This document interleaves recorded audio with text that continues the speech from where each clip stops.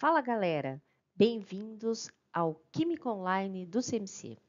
Hoje embarcaremos em uma jornada rumo ao invisível, mas essencial. Nessa videoaula, vamos desvendar o que há dentro do átomo, explorar suas partículas subatômicas e entender como esses minúsculos componentes definem as propriedades dos materiais. Preparem-se porque a ciência é como um grande quebra-cabeça e hoje vamos encaixar mais algumas peças. Então, se liga na missão, pois o Química Online do CMC já está no ar.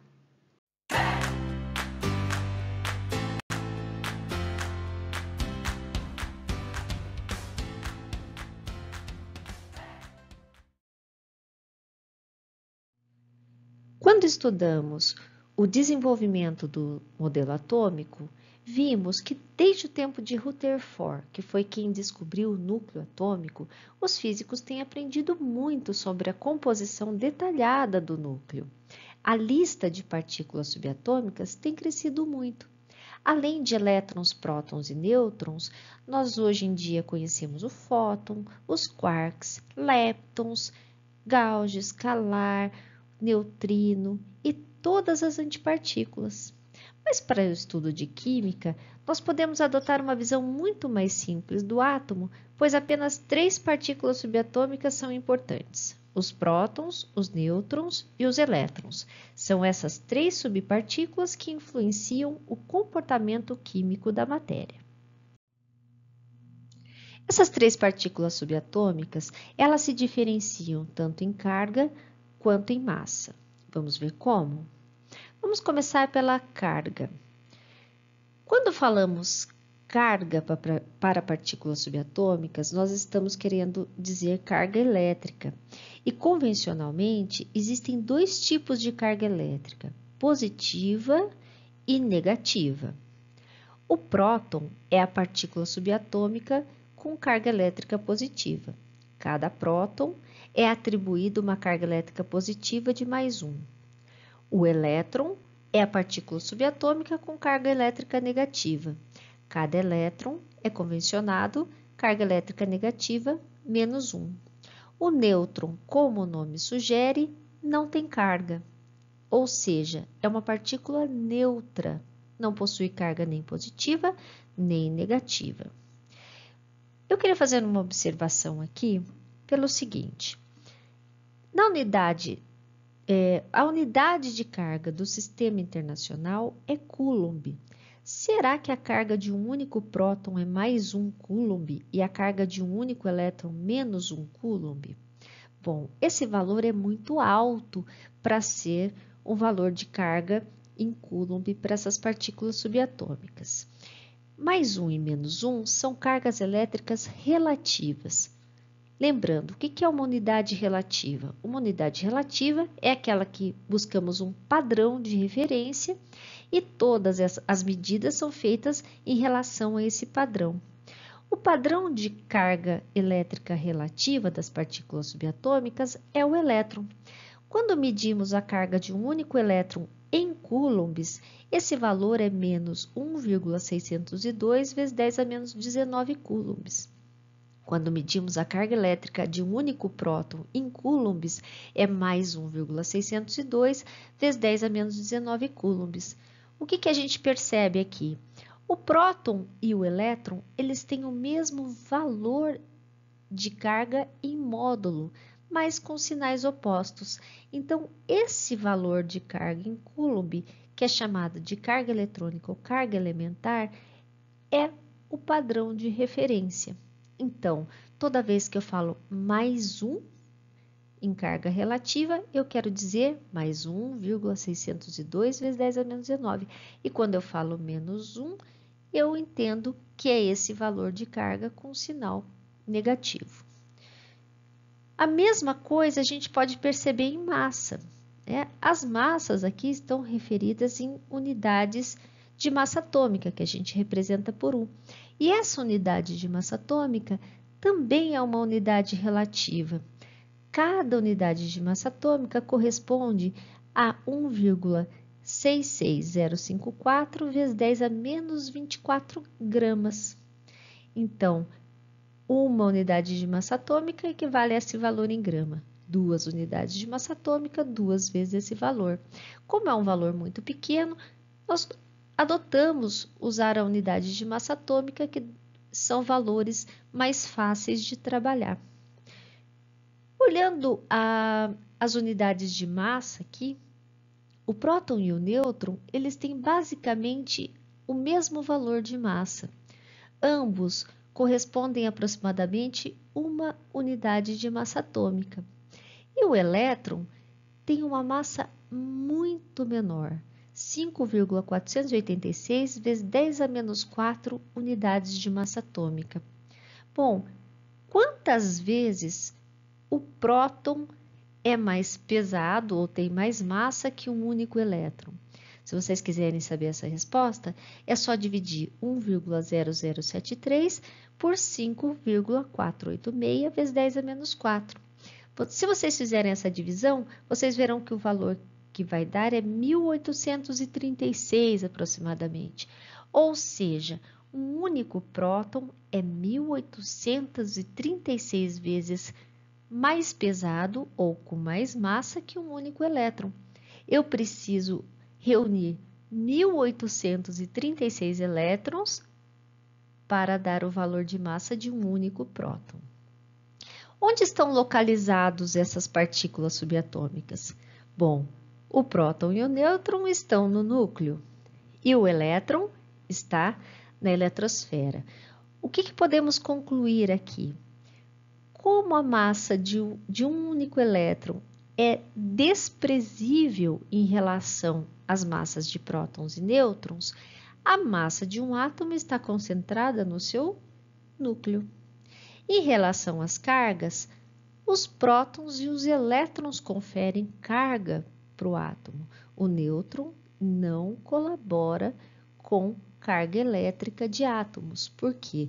Porque ele é neutro.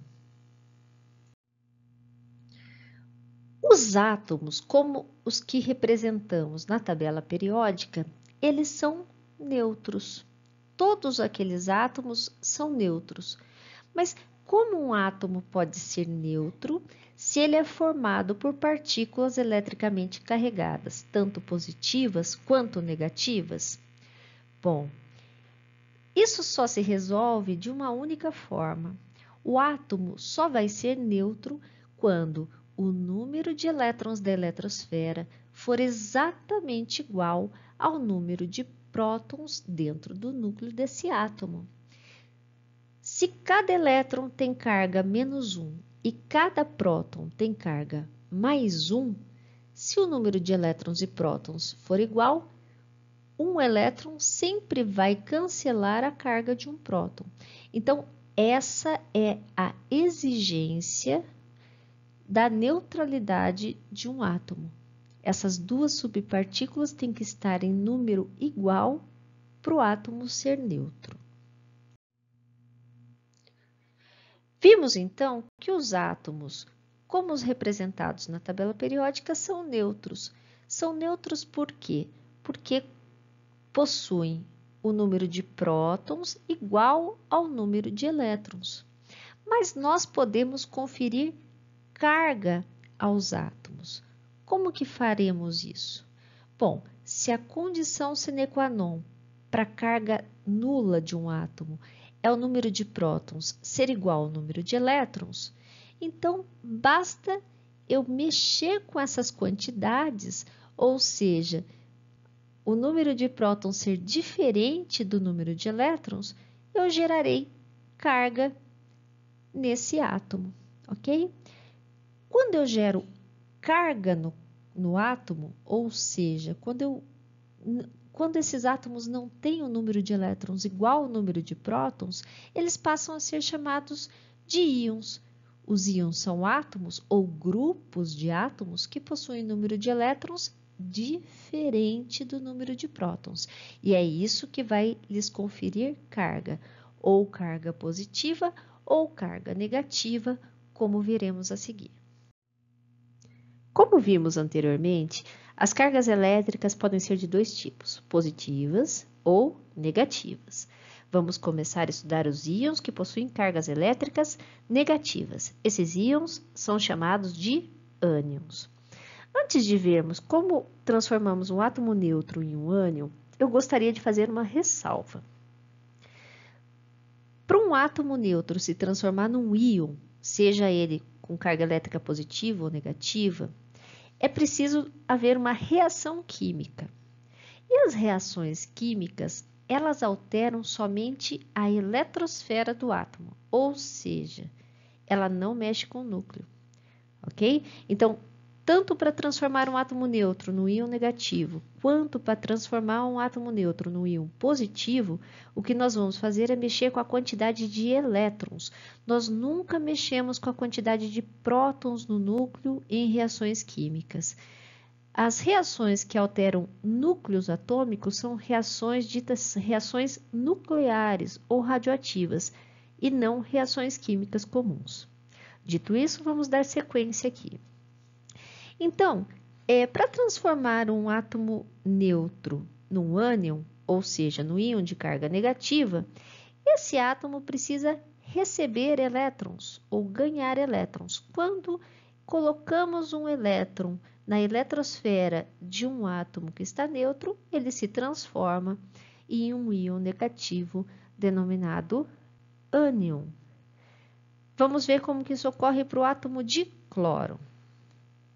O átomo de cloro neutro inicialmente tem 17 prótons, 18 nêutrons e 17 elétrons. Verifiquem que o número de prótons e elétrons é exatamente igual, por isso que ele está neutro aqui.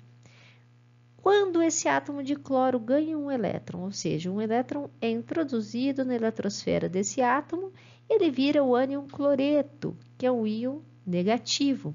Se analisarmos as partículas subatômicas dessa espécie, ela vai ter 17 prótons, 18 nêutrons e 18 elétrons. Verifiquem que a quantidade de elétrons é maior que a quantidade de prótons, ou seja, um elétron aqui não vai ser neutralizado pelos prótons do núcleo. Vamos fazer uma outra análise aqui, olha.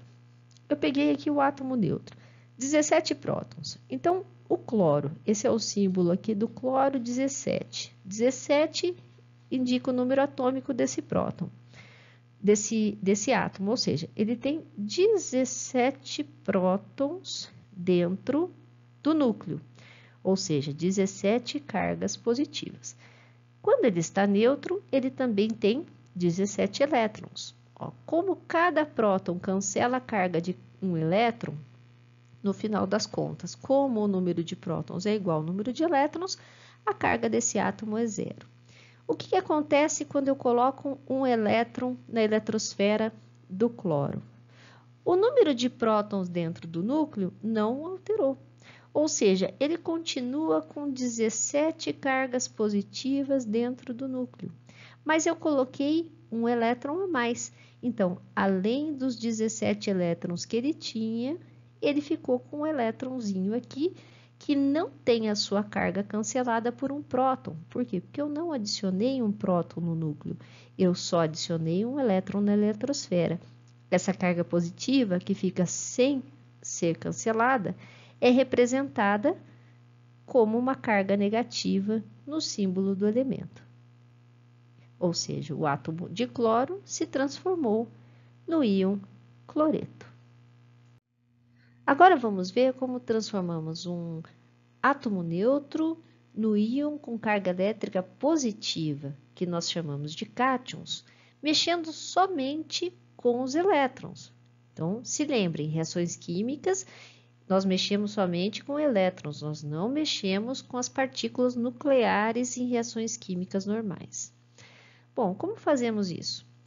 Para um átomo se tornar positivo, ou seja, para a gente conferir carga elétrica positiva para um átomo, esse átomo tem que perder elétrons. Bom, por que perder elétrons confere carga elétrica positiva? Porque quando o átomo perde elétrons, há um desbalanço de carga. O núcleo fica com mais carga positiva do que a eletrosfera com carga negativa.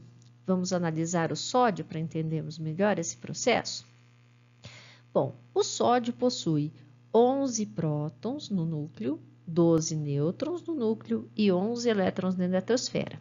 Nessa configuração, o número de prótons e elétrons é igual e o átomo está neutro. Quando retiramos um elétron da eletrosfera, ele continua com 11 prótons e 12 nêutrons no núcleo, porém agora ele está com apenas 10 elétrons. Se compararmos o número de prótons com o número de elétrons, ele tem menos elétrons na eletrosfera do que prótons no núcleo. Vamos fazer aquele esqueminha da tabela? Analisando o átomo de sódio neutro. O átomo de sódio neutro, ele tem 11 prótons no núcleo. Então, o número de prótons está representado por 11 sinais de mais aqui, representando cada sinal de mais um próton dentro do núcleo. Ele tem 11 elétrons na eletrosfera. Esses elétrons estão representados por 11 cargas negativas aqui. Cada carga positiva anula uma carga negativa. Se eu tenho 11 cargas positivas e 11 cargas negativas, a carga líquida desse átomo é zero. O que acontece aqui no íon sódio mais? No íon sódio mais, ele continua com as 11 cargas positivas no núcleo. Porém, eu retirei um elétron da eletrosfera, ou seja, eu retirei essa carga elétrica negativa. Percebam aqui que essa carga elétrica positiva do núcleo não tem um correspondente negativo para ser anulada. Então, se sobrou uma carga elétrica positiva aqui, é essa carga elétrica que eu represento aqui no símbolo do sódio, dizendo isso aqui é um cátion sódio mais e não um átomo de sódio neutro. Agora vamos analisar o número de massa de um átomo. Lembrando, a massa está concentrada no núcleo do átomo, né? O elétron tem massa desprezível. Então, quando eu falo em massa atômica ou número de massa, essas duas coisas a gente vai diferenciar daqui a pouco, eu estou me referindo ao núcleo desse átomo, ok? Porque os elétrons não conferem massa significativamente para o átomo, pois sua massa é desprezível. Também gostaria de chamar a atenção de vocês que nós vamos ver aqui o número de massa. O número de massa não é a mesma coisa que massa atômica, não é o valor que está lá na tabela periódica. O número de massa sempre é um número inteiro, que é correspondente ao número das partículas subatômicas nucleares, tá? Ele não é uma massa, não tem unidades de massa, não é representado por unidades de massa atômica, é apenas um número que indica a quantidade de partículas do átomo cuja massa é relevante, ou seja, o número de prótons e o número de nêutrons que esse átomo tem no núcleo. O número de massa, então, é a soma do número de partículas nucleares, ou seja, das partículas que estão dentro do núcleo do átomo, pois é o núcleo que confere massa para o átomo. Os elétrons têm massa desprezível. Então, o número de massa, cuja representação é um A maiúsculo, é a soma do número de prótons, que a gente representa por Z maiúsculo, e o número de nêutrons, que a gente representa por N maiúsculo. Transformando essa frase em equação matemática, nós temos que o número de massa é número de prótons mais número de nêutrons. Como próton, a gente representa por Z maiúsculo e nêutron N maiúsculo, A igual a Z mais N. Vamos ver um exemplo de como utilizar essa equação aí? Por exemplo, se perguntássemos qual o número de nêutrons do cromo, aí as informações aqui, olha, cujo número de massa é 52 e o seu número de prótons é 24. Bom, o que é número de massa? Número de massa é prótons mais nêutrons. Se ele tem 24 prótons e o número de massa é 52, basta rearranjarmos essa equação para calcular o número de nêutrons. Então, vamos lá, ó. Se o número de massa é igual ao número de prótons mais número de nêutrons, essas duas informações eu tenho e quero obter essa terceira informação aqui. Então, eu rearranjei essa equação primeiro. Como que eu fiz isso? Mantive o número de nêutrons aqui e passei o número de prótons que está somando desse lado, subtraindo do outro. Eu representei no lugar de A menos E igual a N, eu representei de trás para frente, não faz diferença. O que você tem que tomar cuidado? Quem que está de um lado do sinal de igual, quem que está do outro. Então, o número de nêutrons vai ser igual a quê? O número de massa menos o número de prótons. Substituo os valores que eu tenho. O número de massa é 52, o número de prótons é 24. Então, o número de nêutrons vai ser 52 menos 24, que é igual a 28. O cromo, então, possui 28 nêutrons. Vou fazer uma pergunta para vocês. O que torna um átomo de um elemento diferente de um átomo de outro elemento? Ou seja, o que diferencia um átomo de carbono de um átomo de nitrogênio? Estamos estudando a caracterização dos átomos e vimos nessa videoaula que os átomos são caracterizados por 3 partículas subatômicas, os prótons, os nêutrons e os elétrons. É razoável se pensar que uma dessas partículas possa ser a identidade do átomo. Vamos começar analisando o número de elétrons? Será que os elétrons podem ser a identidade do átomo, ou seja, o número de elétrons que o átomo tem pode ser a sua identidade? Acabamos de ver que durante as reações químicas, os átomos podem alterar o seu número de elétrons, ou seja, eles podem ganhar ou perder elétrons. O átomo de cloro, quando ganha um elétron, ele não se transforma num outro elemento, ele se transforma num íon, o ânion cloreto, mas ele não perde a sua identidade de cloro. O átomo de sódio, quando perde um elétron da sua eletrosfera, ele também não se transforma em outro elemento. Ele se transforma no cátion sódio mais. Portanto, o número de elétrons de um átomo não serve para identificá-lo, né, como identidade. Portanto, a identidade do átomo está dentro do núcleo. O núcleo de um átomo é composto de prótons e nêutrons. Qual dessas duas partículas subatômicas será a identidade do átomo? Os átomos são caracterizados pelo número de prótons nos seus núcleos.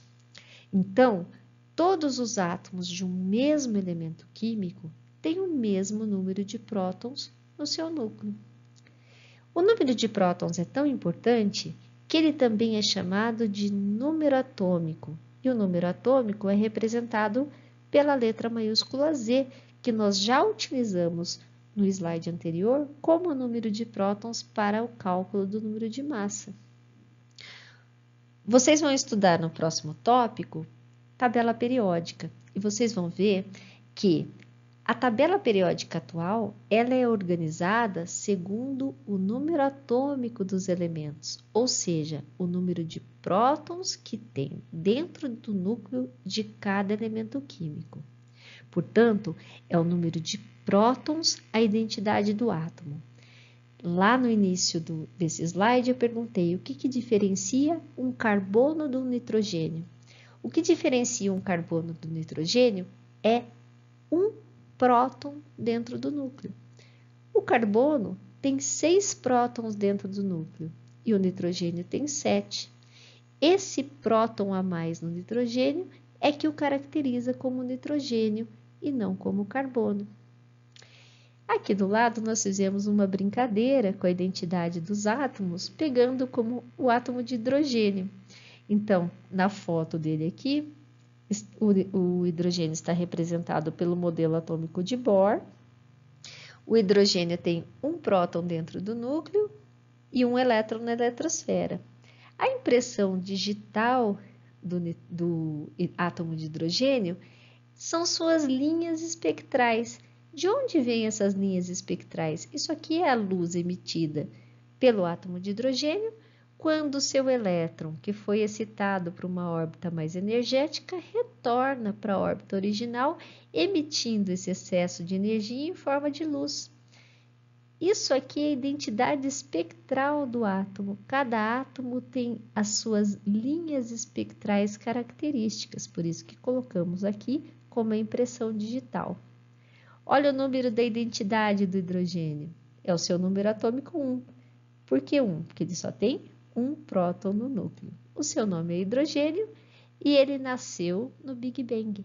O hidrogênio foi o primeiro elemento a ser formado no universo há aproximadamente 13 bilhões de anos.